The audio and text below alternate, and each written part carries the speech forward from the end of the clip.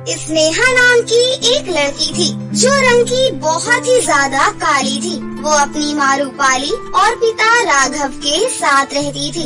स्नेहा का रंग काला होने की वजह से कोई भी उसके साथ खेलता नहीं था। स्नेहा को खेलना बहुत पसंद था, इसलिए वो शाम के 5 बजते ही पार्क में खेलने के लिए चली जाती थी और वहाँ पर अकेले ही खेलने लगती थी। एक दिन शाम को पार्क में खेलते वक्त स्नेहा अपने मन में सोचती है, अरे अकेले खेलने में तो मजा ही नहीं आ रहा है। भला अकेले खेलने में कैसे मजा आ सकता है? क्यों ना मैं किसी से पूछ लूं, क्या पता कोई मेरे साथ खेल ले। स्नेहा अपने साथ खेलने के लिए थोड़ी ही दूर एक लड़की के पास जाती है और उससे पूछती है, हेलो, क्या तुम मेरे साथ खेलना चाहोगी? देखो मेरे पास कितना प्यारा टेडी बेयर है, हम दोनों इसके साथ खेल सकते हैं, क्या तुम खेलोगी? क्या कहा? और कौन हो तुम? कहाँ से आई हो? तुम जानती भी हो कि मैं कितनी अमीर हूँ और तुम जैसे के साथ खेलूंगी? तुमने अपना रंग देखा है? गांव की गवार लगती हो बिल्कुल। मुझे तुम्हारे साथ नहीं खेलना, चलो अब जाओ यहाँ से।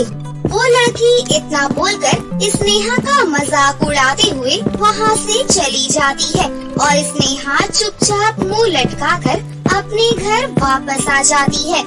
ऐसे ही समय गुजरता है और स्नेहा अब बड़ी हो चुकी थी, जिसकी वजह से उसके माता पिता बहुत परेशान रहने लगे।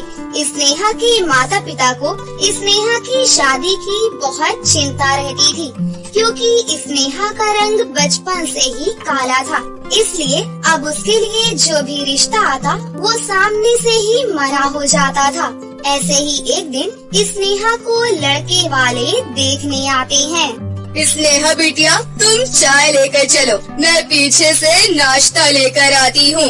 फिर स्नेहा जैसे ही चाय लेकर लड़के वालों के सामने जाती है तो उसकी शक्ल को देखकर उनके चेहरे का रंग उतर जाता है। तभी लड़का अपनी माँ से कहता है, माँ, देखा आपने, इस लड़की का रंग कितना काला है, ध्यान से देखो। इतना कहकर उसकी माँ स्नेहा को और ध्यान से देखने लग जाती है और अपने पति को इशारा करती है। तभी लड़के का पिता बोलता है, अरे भाई साहब, खाना नाश्ता तो होता ही रहेगा। फिलहाल मुझे कुछ काम याद आ रहा है। लड़का और लड़की ने तो एक दूसरे को देख ही लिया है, हम आपको बहुत ही जल्द जवाब दे देंगे। अभी हमें जाना है। अच्छा ठीक है, तो अब हम चलते हैं। लड़की के माता पिता के हाव भाव से स्नेहा के माता पिता को ये समझ में आ गया था कि अब स्नेहा के लिए एक और रिश्ता भी कैंसिल हो गया। स्नेहा को इस बात का बहुत दुख होता है, पर वो कुछ नहीं कर सकती थी। अपना दुख छुपाने के लिए स्नेहा बाहर घूमने चली जाती है। घर से बाहर पार्क में जाने के बाद स्नेहा बहुत फूट फूट कर रोती है।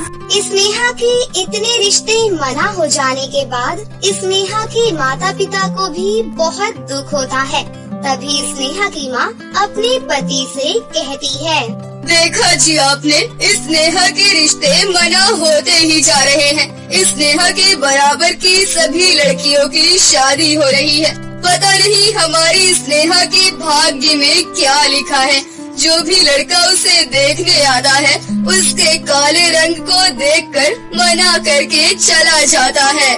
क्या करूँ भाग्यवान, हम काले रंग को लेकर कुछ नहीं कर सकते। क्यों ना हम एक बार डॉक्टर को दिखा ले, क्या पता वो कोई दवाई दे दे जिससे स्नेहा का रंग कुछ ठीक हो जाए। नहीं नहीं, हम ऐसे नहीं कर सकते। स्नेहा को बहुत बुरा लगेगा जब उसे पता चलेगा कि हम उसके काले रंग को लेकर बहुत परेशान हैं। वो निराश हो जाएगी। अब आप परेशान मत होइए। अगर परेशान होते हुए स्नेहा ने हमें देख लिया तो उसे अच्छा नहीं लगेगा। स्नेहा के माता पिता आपस में बात कर रहे होते हैं कि तभी स्नेहा अपना मन हल्का करके घर वापस आ जाती है। अरे माँ पिताजी, आप क्या बातें कर रही हैं? देखो मैं बाजार से सब्जियाँ लेकर आ गई हूँ। आज हम पापा का पसंदीदा बैगन का भरता बनाएंगे और मैं आपके लिए मटर पनीर की सब्जी। स्नेहा अपनी माँ को ये सब कह ही रही होती है कि तभी स्नेहा की चाची जी स्नेहा के घर आती हैं। राम राम भाई साहब, राम राम दीदी। आप जानते हैं मेरी बेटी सुरभि का रिश्ता पक्का हो गया है। बहुत अच्छा लड़का मिला है मेरी बेटी सुरभि को। अरे ये तो बहुत अच्छी बात है गायत्री। गायत्री, तुम्हारी नजर में कोई लड़का हो तो मेरी बेटी के लिए भी बताना। देखो दीदी, स्नेहा के लिए तो कोई अच्छा लड़का मिल ही नहीं सकता क्योंकि स्नेहा का रंग काला है, इसलिए कोई भी अच्छा लड़का स्नेहा से शादी करने के लिए हाँ नहीं करेगा। अच्छा, अब मैं चलती हूँ, घर में बहुत सारे काम है। अपनी बिटिया की शादी की तैयारी भी तो करनी है। इतना कहकर गायत्री वहाँ से चली जाती है और उसके बाद रूपाली अपने कामों में लग जाती है। तभी घर के बाहर बैठकर स्नेहा सोचने लगती है, अरे वाह, अब तो मेरी छोटी बहन सुरभि का रिश्ता भी पक्का हो गया है जो मुझसे 2 साल छोटी है। मेरी सभी सहेलियों की शादी भी हो गई है, पर मेरे इस काले रंग की वजह से कोई मुझसे शादी करने को तैयार ही नहीं है। हे ऊपर वाले, मैंने ऐसा क्या पाप किया है जो तूने मुझे इतना काला बनाया। इस काले रंग की वजह से मेरे माता पिता भी कितने परेशान हैं। वो मेरे लिए लड़का देख देख कर थक गए हैं। हे ऊपर वाले, अब आप ही मेरी कुछ मदद कीजिए। स्नेहा की ये सारी दुख भरी कहानी वहीं से गुजर रही एक परी सुन रही होती है। तभी वो स्नेहा की परीक्षा लेने के लिए एक बूढ़ी औरत का भेष बदलकर स्नेहा के पास आती है और कहती है, कुछ खाने को दे दो बेटी। आप यही रुकिए दादी माँ, मैं अभी आपके लिए कुछ खाने के लिए लेकर आती हूँ। इतना कहकर स्नेहा अपने घर में आ जाती है और अपनी माँ से कहती है, माँ, बाहर एक बूढ़ी दादी आई है जो शायद बहुत दिनों से भूखी है। क्या घर में कुछ खाने के लिए है जो मैं उन्हें दे सकूं? फिर स्नेहा घर में रखा हुआ खाना बाहर लाकर बूढ़ी दादी को दे देती है। ये लो दादी माँ, आप ये खाना खा लो। अरे बेटी, तुम इतना उदास क्यों हो? क्या मैं जान सकती हूँ? क्या बताऊँ दादी माँ, मेरा बचपन से ही रंग बहुत काला है, जिस वजह से आज तक मेरा कोई दोस्त ही नहीं बना। सब लोग मुझे काली काली कहकर चिढ़ाते हैं और अब मेरे काले रंग को देखकर शादी के लिए कोई लड़का मुझे नहीं मिल रहा। इस वजह से मेरे माता पिता बहुत उदास हैं। कोई बात नहीं बेटी, हमेशा अपना दिल साफ रखो और लोगों की मदद करो। एक दिन ऊपर वाला तुम्हारी मदद जरूर करेगा और सब कुछ ठीक हो जाएगा। सब कुछ ऊपर वाले के ऊपर छोड़ दो। इतना कहकर बूढ़ी दादी वहाँ से चली जाती है। वहीं स्नेहा जब घर के अंदर जाती है तो उसकी माँ उससे पूछती है, क्या हुआ बेटी? बहुत देर हो गई उस औरत को खाना देने में। कुछ नहीं माँ, वो बस मैं बूढ़ी दादी से बात करने लग गई थी। वो कह रही थी कि सब कुछ ऊपर वाले के ऊपर छोड़ दो, सब कुछ एक दिन ठीक हो जाएगा। बूढ़ी दादी ठीक कह रही थी। हमें हमेशा नेक दिल बने रहना चाहिए, कभी किसी के साथ बुरा नहीं करना चाहिए। ऊपर वाला एक दिन हमारी मदद जरूर करेगा। इसके बाद पूरा परिवार साथ बैठकर खाना खाता है और अपने अपने कमरे में जाकर सो जाता है। स्नेहा अपने कमरे में लेटी होती है और उसे दादी की सारी बातें याद आती है। तभी वो देखती है कि उसके कमरे के बाहर एक कुआं है जो बहुत चमक रहा है। स्नेहा घर का दरवाजा खोलकर बाहर कुएं के पास पहुंच जाती है। तभी वो देखती है उस कुएं के अंदर कोई चीज बहुत चमक रही है और वो चीज कुछ और नहीं बल्कि एक लहंगा होता है। स्नेहा उस लहंगे को अपने घर में ले आती है। अरे ये इतना सुंदर और काला लहंगा, ये तो बहुत ही ज्यादा खूबसूरत है और चमक भी रहा है। पर इस लहंगे का रंग तो काला है और मैं भी काली हूँ। ये लहंगा तो मुझ पर बिल्कुल भी अच्छा नहीं लगेगा। मुझे इस लहंगे को कुएं में वापस रख देना चाहिए। शायद ये किसी और को मिल जाए और वो इसे पहन सके। स्नेहा इतना सोचकर उस लहंगे को कुएं के पास रखने जा ही रही होती है कि तभी उस लहंगे से एक आवाज आती है। स्नेहा, तुम्हें मुझे कहीं और ले जाने की जरूरत नहीं है। मैं तुम्हारे लिए ही बना हूँ। मैं कोई मामूली लहंगा नहीं हूँ। तुम जैसे ही मुझे पहनोगी, तुम दुनिया की सबसे खूबसूरत लड़की में बदल जाओगी। और हाँ, तुम मुझसे कुछ भी मांग सकती हो। मैं तुम्हारी सारी जरूरतों को पूरा कर सकता हूँ।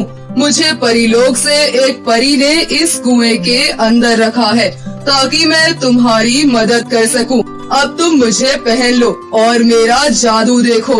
स्नेहा को कुछ समझ में नहीं आ रहा था, लेकिन उस लहंगे की बात सुनकर वो उस लहंगे को पहन लेती है। तभी लहंगे को पहनते ही स्नेहा बिल्कुल ही बदल जाती है। उसके बाल और लंबे हो जाते हैं और रंग बहुत गोरा हो जाता है। उसकी आंखें नीली और चमकीली हो जाती हैं। अपने आप को इतना सुंदर देखकर स्नेहा बहुत ज्यादा हैरान हो जाती है और बहुत खुश भी हो जाती है। स्नेहा जल्दी से भागते हुए अपने माता पिता के पास जाती है और उन्हें सारी बात बता देती है। माँ, पिताजी, ये देखो, सब कुछ ठीक हो गया है। ऊपर वाले ने मेरा रंग बिल्कुल ठीक कर दिया है। अब मैं बहुत खुश हूँ। क्या इतना बड़ा चमत्कार एक परी ने किया है? ये काला लहंगा तो बहुत ही सुंदर है बेटी, जो तुम्हारी इतनी मदद कर रहा है। फिर स्नेहा सारी दुर्घटना अपने माता पिता को विस्तार से बताती है। बेटी, ये सब तुम्हारी मेहनत ईमानदारी का फल है, जो परी ने तुम्हारी मदद की है। सच में परियां बहुत अच्छी होती हैं। तुम्हारी मेहनत ईमानदारी रंग लाई बिटिया। रूपाली अपनी बेटी से बात कर ही रही होती है कि तभी वहाँ पर वही परी प्रकट होती है और परी उन सब से कहती है, स्नेहा, ये मैंने तुम्हें इसलिए दिया है क्योंकि तुमने कभी किसी के भी साथ गलत नहीं किया और ना ही गलत करने के बारे में सोचा है। तुम हमेशा से चाहती थी ना कि तुम्हारा रंग गोरा हो जाए, इसलिए कुएं का ये जादुई काला लहंगा आज से तुम्हारा है। इतना कहकर वो परी वहाँ से गायब हो जाती है और अब स्नेहा के माता पिता स्नेहा के लिए एक बहुत अच्छा लड़का ढूंढकर उसकी शादी करवा देते हैं और उसके बाद स्नेहा अपने ससुराल में हंसी खुशी से रहने लगती है। रामगढ़ नाम के एक गाँव में सुनैना नाम की एक लड़की अपनी माँ सलोचना देवी के साथ रहती थी। सलोचना देवी घर का गुजारा करने के लिए दूसरों के घरों में काम करती थी और सुनैना एक अच्छे स्कूल में पढ़ती थी। उस स्कूल में एक लावण्या नाम की लड़की भी पढ़ती थी। सुनैना की माँ उसके घर में नौकरानी का काम करती थी, इसीलिए लावण्या सुनैना को बिल्कुल भी पसंद नहीं करती थी और हमेशा उसका मजाक उड़ाया करती थी। सुनैना पढ़ने में बहुत होशियार थी, इसीलिए सभी स्कूल के टीचर उसकी बहुत तारीफ करते थे। एक दिन टीचर, सुनो बच्चों, तुम सभी को एक प्रोजेक्ट पूरा करने के लिए हिल स्टेशन पर ले जाया जाएगा, जिसमें तुम्हारी मॉनिटर सुनैना होगी। टीचर की ये बात सुनकर लावण्या बहुत ही गुस्सा हो जाती है।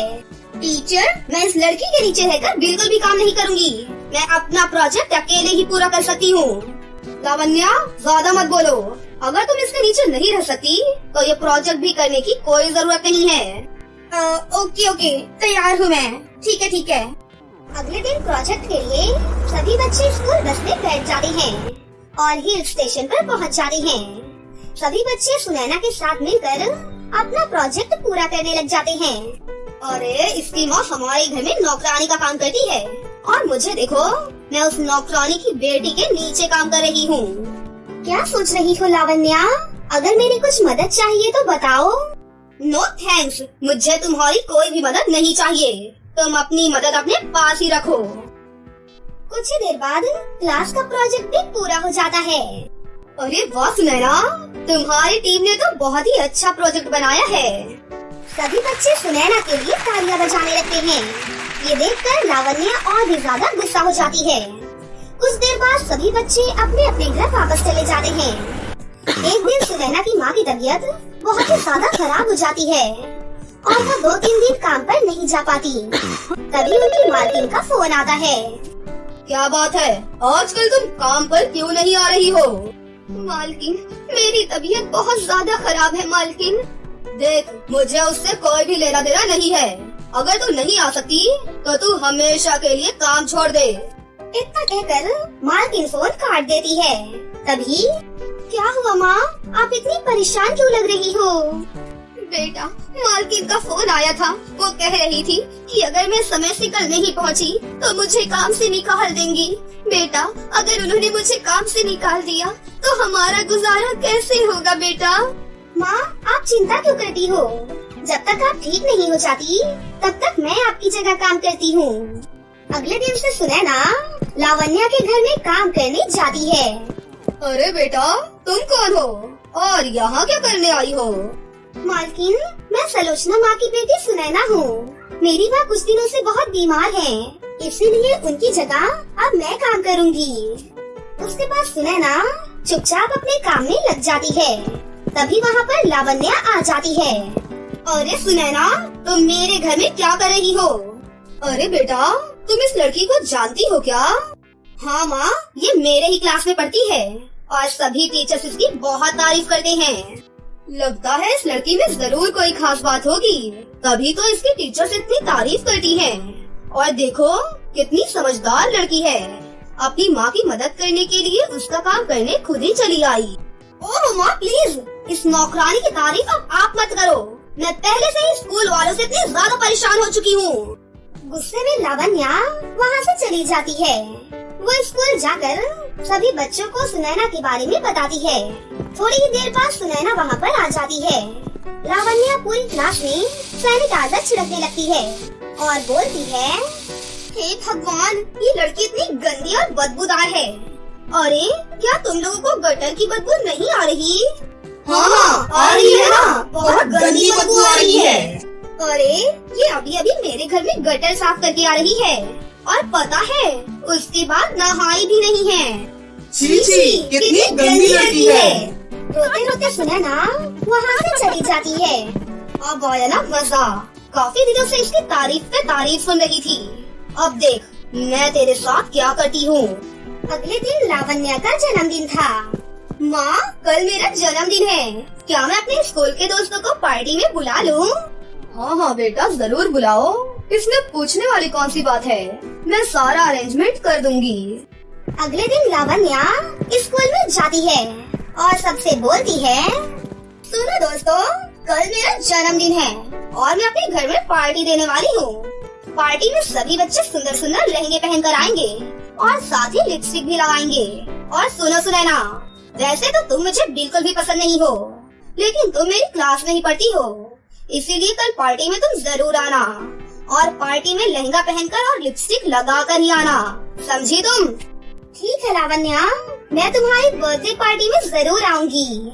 सुनैना उदास मन से अपने घर वापस जा रही थी और वो रास्ते में सोचती है, हे ऊपर वाले, अब मैं क्या करूं? मैं लहंगा और लिपस्टिक कहाँ से लेकर आऊं? मेरे पास तो पैसे भी नहीं है और अगर मैं पार्टी में नहीं गई तो लावण्या फिर से मेरे ऊपर गुस्सा करेगी और मुझे काम से निकाल देगी। ये सोचते सोचते सुनैना एक कुएं के पास पहुंच जाती है। तभी उस कुएं के अंदर से उसे डरावनी आवाजें सुनाई देती है। फिर सुनैना डरते डरते उस कुएं के पास जाती है और अंदर देखती है तो वहाँ पर कुछ औरतें लहंगा और लिपस्टिक बना रही थी। तभी सुनैना उन औरतों से कहती है, अरे आंटी, आप ये क्या कर रही हो? क्या मैं आपकी कोई मदद करूं? बेटी, मैं एक जादूगरनी हूँ और इस कुएं में रहकर गरीब लड़कियों के लिए जादुई लहंगे सिलती हूँ और साथ ही जादुई लिपस्टिक भी बनाती हूँ। अगर तुम्हें लहंगा और लिपस्टिक चाहिए तो तुम मुझे बताओ, तुम इनसे जो भी मांगोगी वो तुम्हें मिल जाएगा। आंटी, मेरे पास आपको देने के लिए एक पैसा भी नहीं है, लेकिन मुझे लहंगे और लिपस्टिक की बहुत जरूरत है। आंटी, कल मेरी दोस्त की बर्थडे पार्टी है।